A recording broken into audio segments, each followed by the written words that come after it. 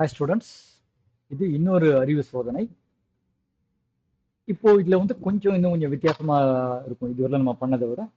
இப்போ என்ன பண்றோம் அப்படின்னாக்கா, நம்ம இத்தனை நாள் கதை படிச்சோம் இல்லையா, லிசனிங் ப்ராக்டிஸ்ல கதை படிச்சோம் இல்லையா, அந்த கதை மாதிரியே போட்டிருக்கேன். ஸோ நான் இப்போ என்ன பண்ண போறேன், இந்த கதையை தமிழ்ல அர்த்தம் சொல்ல போறேன். நீங்க அதுக்கு ஏற்ற மாதிரி என்ன வார்த்தை வரும்னு நீங்க யோசிச்சு எழுதணும். இந்த வருஷம் நானும் என்னோட அண்ணனோ தம்பியோ படிக்கிறோம்.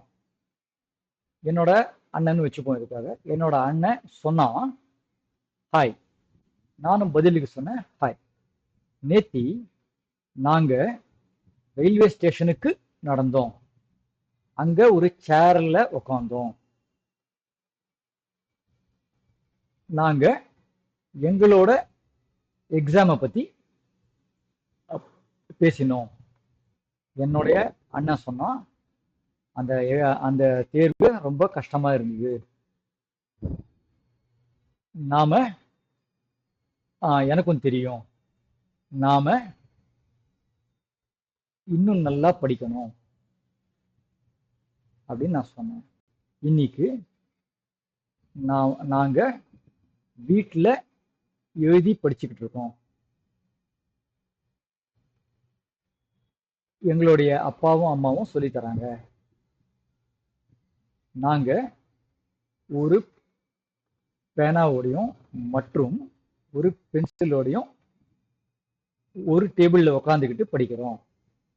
என்னுடைய அண்ணன் சொன்னா நாம இதே போல தினமும் பண்ணணும், கண்டினியூ பண்ணணும், தொடர்ந்து பண்ணணும் படிக்கிறத. நான் திருப்பி சொன்னேன் நாம மறுபடியும் கண்டிப்பா படிக்கணும் அப்படின்னு சொன்னேன். நாளைக்கு நாங்க நடந்து சிட்டிக்கு போவோம். அங்க ஒரு கடைக்கு போவோம். சாப்பிட்டதுக்கு அப்புறம் நம்ம வீட்டுக்கு திரும்பி வருவோம். என்னுடைய அண்ணன் சொன்னா கண்டிப்பா வெற்றி வரும். நான் சொன்னேன் ஆமா கண்டிப்பா வரும் அப்படின்னு சொன்னேன். இல்லையா? இப்போ நான் சொன்ன வார்த்தைகளுக்கு ஏற்ற மாதிரி அங்கங்க என்ன வரும்ன்றத வீடியோ பாஸ் பண்ணிட்டு யோசிங்க. எழுதி பார்க்கறதுனா பாருங்க, சொல்லி பாருங்க. சரி, இப்போ நான் ஆன்சர்ஸ்லாம் காமிப்பேன். சொன்னான் அப்படின்னா செட்டுன்னு சொன்னேன். ஸ்டேஷனுக்கு போனோம், நடந்தோம் அப்படின்னா டூ வரும். ஆன் அ சேர், சேர் மேலே தான் உட்காருவோம்.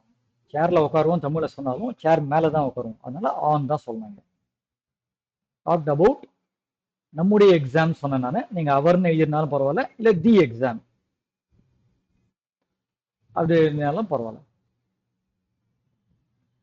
ஐ ரிப்ளை, நான் திருப்பி சொன்னேன் அப்படின்ற வார்த்தையை தான் தமிழ்ல சொன்னேன். ஸோ திருப்பி சொல்றதுக்கு replied. We have to study more, நல்லா படிக்கணும். வீட்டுல எழுதுறோம், அட் ஹோம் வரேன். ஏன்னா இடத்துக்கு அட் பண்ண சொன்னோம்னு சொல்லியிருந்தேன். அட் ஹோம், வீட்டுல எழுதி படிக்கிறோம். பேனாவும் மற்றும் சொன்னேன், அதனால அண்ட். பேனாவும் பென்சிலும் இருக்கு. நாளைக்கு சிட்டிக்கு நடந்து போவோம். ஒரு கடைக்கு போவோம், அதனால நாளைக்குன்றதுனால வில்லு தான் வரணும்.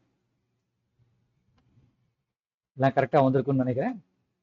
இல்லைனாக்கா எந்த இடத்துல தப்பு இருக்கோ, இன்கேஸ் நானே வார்த்தையை மாற்றி சொல்லியிருந்தேனாக்கா முன்ன இதை கவலைப்பட வேணும். பட் நான் சொன்ன நான் தமிழில் சொன்னது கரெக்டாக, ஆனால் உங்களோட வார்த்தைகள் தப்பாக போட்டிருந்தீங்கன்னாக்கா அதை மட்டும் திருப்பியும் செக் பண்ணிக்கோங்க. திருப்பியும் 2-3 தடவை கேளுங்க.